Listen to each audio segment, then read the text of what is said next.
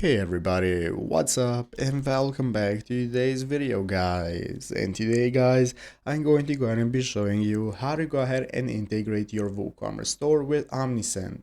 This is a very simple thing to do, so make sure to watch this quick and easy video to the very end, follow my steps correctly, so you can make sure that this works the same for you and you can do this yourself.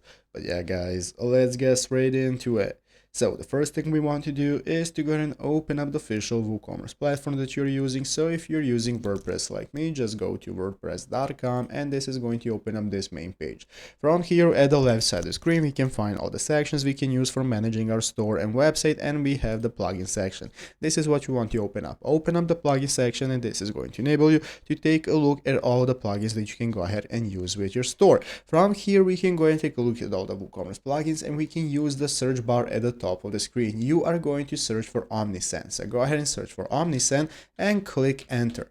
So once you've searched for Omnisend, as you can see, this is going to give us the result of the plugins related to Omnisend. We have the newsletters, email marketing, and we have the email marketing for WooCommerce. Both are plugins by Omnisend. You can choose which one you want to install. As you can see, it's free on a business plan. So what you're going to do if you have a business plan is just click the install button that appears right here. And from here, you can get started installing it to your store. So you're going to have 24/7 support. If you need any help on installing the extension and plugin for your website, just go ahead and contact customer support to see how it's done. But it's simple, just follow it step by step once you open it up after the installation, and once you install it, it's going to appear in your plugin section right here. You're going to be able to use it, and that is how it's done. So I hope this video was helpful. If it was, make sure to leave a like and subscribe to the channel. Thanks for watching, take care, and bye.